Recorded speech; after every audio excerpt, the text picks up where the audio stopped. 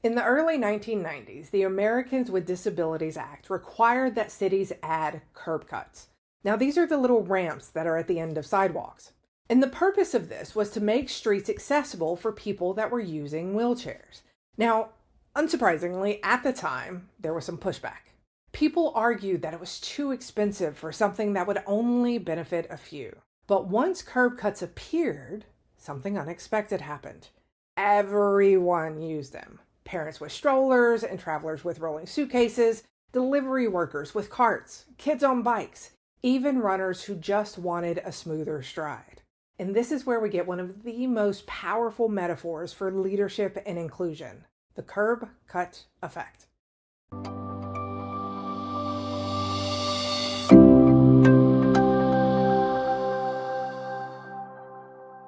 Hi, I'm Summer. I'm a leadership speaker and trainer who has spent my career helping people lead with heart, courage, and clarity. I've worked for the Walt Disney Company, HEB, and even a dude ranch. Now I speak on stages across the world, helping organizations turn chaos into clarity and burnout into bold leadership. So what is the curb cut effect? Well, it's this idea that when you design for people at the margins, such as people who have been historically excluded or overlooked, you end up creating solutions that benefit everyone. So let's bring this into the workplace. Closed captions were originally designed for people who are deaf or hard of hearing. But who uses captions today? I know I do. And practically everyone uses it at one point of time or another. People that are watching videos in noisy airports, parents watching late night TV and they don't want to wake up their kids, professionals sneaking in a video during a meeting. Don't worry, we won't tell. We can also think about flexible work arrangements. Now, these were originally advocated by disability activists, and they're flexible schedules that also benefit parents, caregivers, students, honestly, anyone who doesn't do their best work from 9 to 5. And let's not forget one of my personal favorite, quiet spaces. These were designed to support sensory sensitive employees, many of whom are neurodivergent. But they're also a gift to introverts, writers, analysts, or anyone who needs deep focus. The lesson here is simple. When we design with inclusion in mind, we create better systems for everyone. Too often, leaders view accommodations as special favors, something extra, something that benefits a single person but costs the organization. But the curb cut effect flips that mindset. It shows us that inclusion isn't just charity, it's strategy. It's innovation, and it benefits everyone. When leaders design for people who struggle the most, they reduce barriers for everyone. And when barriers are reduced, performance goes up, engagement goes up, and retention goes up.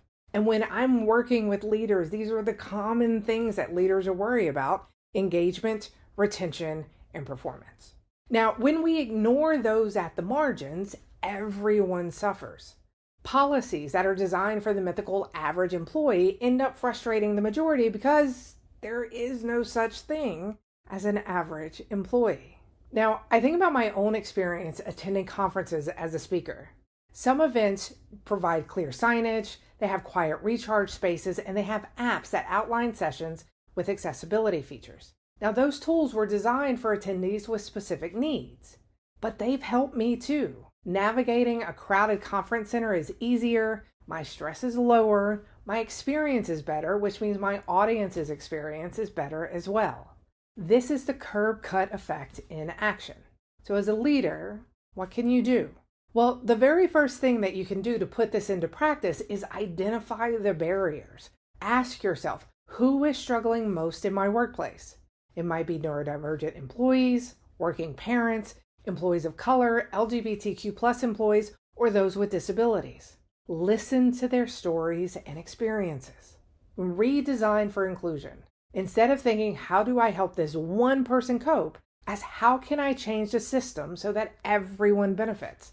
This could mean normalizing flexible deadlines, improving communication clarity, which tends to be the number one complaint that I hear is about communication, or rethinking your feedback process. So you're not giving feedback just once a year, you're giving feedback more often throughout the year. And once we do this, watch the ripple effect. When we make the change, we can notice how many others benefit. A more inclusive workplace doesn't just support the person that you designed it for, it creates an environment where everyone can thrive. Now, if you're curious about how this shows up specifically with neurodivergence, I've partnered with Professor Saul and we've created free ADHD and autism self-assessments.